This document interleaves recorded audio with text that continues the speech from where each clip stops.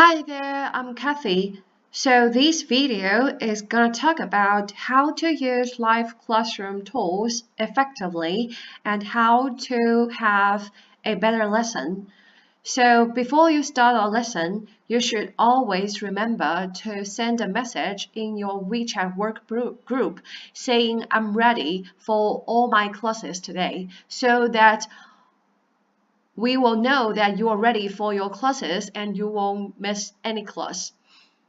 And then when you enter the classroom, you'll need to remember to always click this record button once you enter so that you will record the whole procedure of your teaching instead of lacking anything.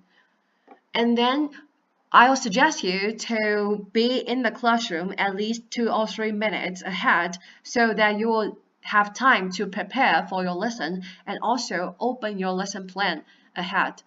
So once you enter the classroom and the student didn't show up yet, then you should open your cloud disk to find the corresponding lesson plan and then have it open by your side already, just like this.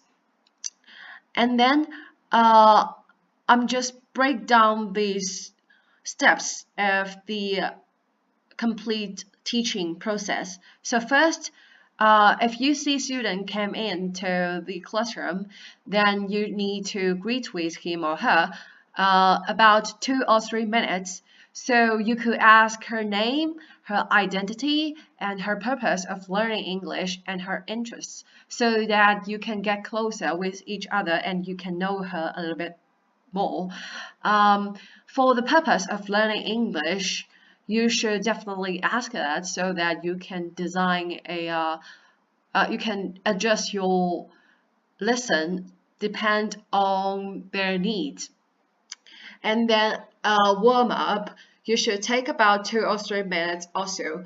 And my suggestion for a good warm up is that you should have a natural leading in with the warm up questions during the greeting part.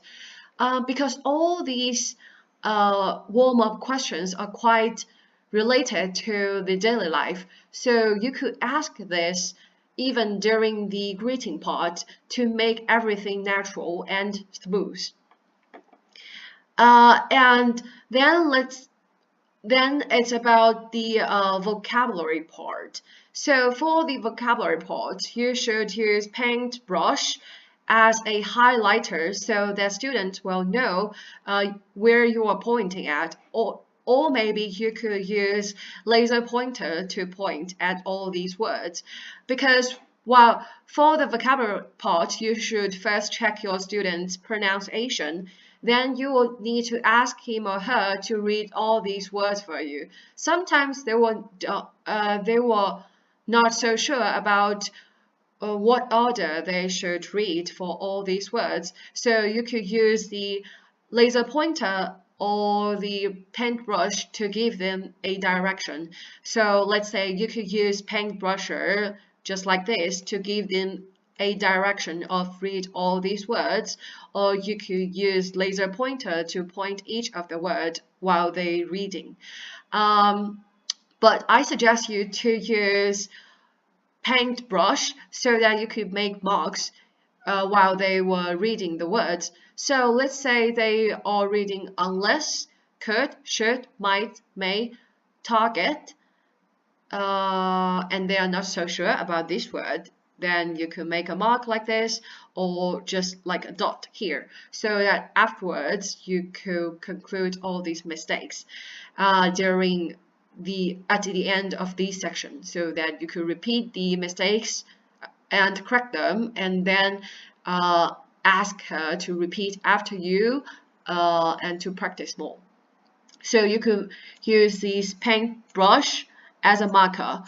So we could also check here from our teachers' previous lessons to check how they use. So this is one of our teachers' example, and another is like this. So he underlined those mistaken words or expressions. And for this part, you should take 5 to 7 minutes, including the expressions. So for expressions and also the vocabulary part, you should take about 5 to 7 minutes, but it's quite important. So you will always try to make extensions based on this vocabulary part. So you should not only check students' pronunciation, but also her understanding about the words and also her usage of the word. So if the student level is quite high, so she didn't make any mistake during the vocabulary part, but you should still make the vocabulary part long enough, then you should ask her to make sentences based on these words. And make sentences is quite important for this part because you could actually check the student usage of these words, and also if they don't know, then you could set up a situation for them, and then you could ask them to create words or create sentences based on your given situation. Or there's some other examples, just like here. So the teacher make some sentences based on these words, and then the teacher asks student to fill in the blank of all these given sentences. It's a good interaction, and it's a good interaction between you and your student, and also it's a good way to check the student usage. And you should always remember to use as much as possible of the typing function to take notes on the blackboard, because the student values the blackboard notes much. So they want to see their mistakes, and they want to see your explanation also on the blackboard. Like you take notes of their sentences, not only their sentences and their pronunciation, but also your questions and your ideas, something like that. And let's move on. So when we talk about the conversation part, we take about 4 to 6 minutes. So you always ask students to read the role with small lines in order to make them practice. So you don't ask your student for their preference of the role that they want to read, because they will always pick the role with less sentences. So you should always ask them to do so in order to make them practice more. And after reading, you should ask some comprehensive questions based on the whole conversation. Let's say, what happened to Alice, or how is Betty gonna to spend the weekend? Yeah, just like this. So they could be easy, but should be based on the dialogue. You can just check your students' understanding. And next one, for the practical application part, it's also quite important, because for this part, you only need to ask your student, and then they will just answer, so that you can make sure that they speak at least 70% of the whole class. So you should leave enough time for this section. And it takes about 7 to 8 minutes. But if they have difficulty answering these questions, you should help them. So let's say if they have difficulty understanding, then you should give your answer as an example, so that they know like what they should answer about this question. And you don't just ask them, but also give your comments to their answers, so that they will know that you are paying attention to their speech. And you should always take notes if they have any grammar mistakes or pronunciation mistakes, and you should take notes of their whole sentences if possible, just like this, so that you could let them know that you care about them, and also you have good interaction with them. So, and the next part is about summary. So you could take 3 to 4 minutes about this for this section. And you should summarize what you have taught, But if you don't have time, it's okay that you just ignore this part, ignore this summarized part. But it will be better if you could just review students' mistakes and ask them to read the correct pronunciation or sentences, so to strengthen their memory. And you should give comment about students' performance, uh, like, but it should be positive in general. Like, you did a good job today, but you still need to focus on your pronunciation, and you could practice more after this class, something like this. And the ending part is like, it was nice teaching you and hope I can see you soon, something like this, so that you can establish a good relationship and connection with your students, so that they will continue book your class and will be a regular student of yours. It will be easier actually, because you will know their problems and you will have specific solutions and teaching styles for those students. And for these parts, among them, vocabulary and practical application parts are the most important ones. So you should always make sure that these two parts take the most time of your whole class procedure. And if you don't have time, you could mix these greeting and warm-up part together. Let's say if your student is late for the class already, then greeting part could be quite short and you can just start the warm-up right away. And the conversation part is also like so. So let's say if you take too much time on the vocabulary part, then for the conversation part, you could only just do the role play, so just reading the whole dialogue, and ask the student, do you have any question regarding to the conversation, like this, so that you can pass this section a little bit faster to leave enough time for the practical application part. And after you finish your practical application part, if you don't have any time, so let's say you only have 1 minute or something, so that you could just do the ending part and ask them to check your class reports afterwards for the feedback, so that they can know where they can practice and what's their problems. It's just the special case in case you don't have any time left, but I don't want these kind of situations happen frequently, so that, which means you don't have good time management. Okay, so I think that's pretty much all for the whole procedure. Then let's talk about the 4 aspects that we look for at our teachers. So when we check our teachers' performance, we usually check these 4 aspects. So interaction, academic, time management, and in-class behavior. Interaction means your energy level. So if you smile a lot and if you have good interaction with your student, if the whole class atmosphere is good, and if the student feel comfortable and relaxing during your class, and if the student speaks more than 70%, something like this. And the academic part is about your teaching skills and your own design teaching games.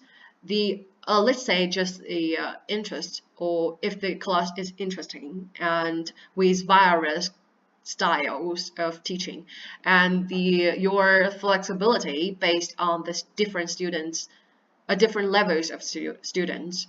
So for low level student, what you will do, and for high level student, what you will do. And your Blackboard notes, if the Blackboard notes are meta enough, or are they organized enough, and are they separated, and just something like this. And your explanations towards the specific expressions and words, and so on. And your time management is a big issue with our students, with our teachers. So most of our teachers have problems with their time management. So you should pay extra attention to this part. So you should have a solid idea of how long you want to take for each section, and the whole class pace should be normal, and it shouldn't be too fast or too slow. Oh, and one thing I forgot to mention is that you should always use a lesson plan as a basic. So let's say if you have some supplement materials, extra pictures or extra articles, they are just function as supplement, but you should always use the lesson plan as a basic. You should always go through every question and every word from each section. So these two questions from warm-up and these two questions from practical applications, you should make sure that you mention all this and go through all this during the class. And your in-class behavior is like, do you have any distracting in-class behavior, like you drink water frequently, or you scratch nose, you scratch forehead, you have your hand holding on your head, something like that. Because the students are extremely sensitive while they were having online class, because the only thing they can watch from you is from the little small video frame. So they will pay extremely attention to your physical behavior. So let's say your facial expressions and your gestures, and do you have close eye contact with your students, something like this. So you should pay attention to all these points that I have mentioned. And also, you should always remember to keep enough Blackboard notes and use the tools as much as you can, so that you can have you can use all these tools effectively, and they will be helpful with your class. So let's check some good examples of our teachers' Blackboard notes. So the first I have already mentioned. So this one is quite good, and it's a good technique that you want to learn from. If the student has really low level, then they are not able to make up their own sentences. Then you could help them like this. So you could have a you should ask them just to fill in the blank instead of just making the whole sentence. And this teacher here, what he do is quite smart. So he actually typed down the name of his student and to address it on the right top of the Blackboard note, so that every time he enter the classroom with different student, the student will have the feeling of being taken care of and also being paid much attention of. So because during the greeting part, you should first ask their name, right? So when you have their name already, then you could take notes of their name on the Blackboard to address it. And the expression of specific word and the sentence making, and there's also, you could also separate a different part just for the pronunciation part. And if you were speaking too fast and your student have difficulty listening to your questions clearly, you should always type down so that your student will see your question in just by written form. And please bear in mind that Chinese students are always responding to you positively. If you ask them, do you understand? They might be saying, yeah, but you should be aware of the pause between their answers. So if they are taking too long to respond to your question, which means they are not actually understand what you said. So you should always try to ask further, or just try to explain in a easier way, depend the student's level.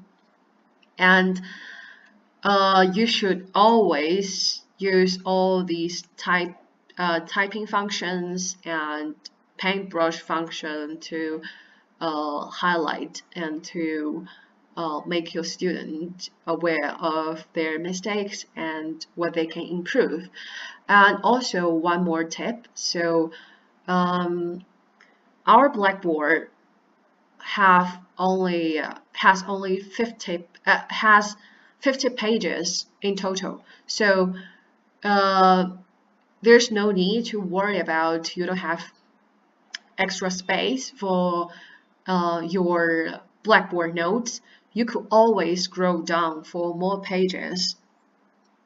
So that's pretty much all for how to use the tools effectively and how to make a good class.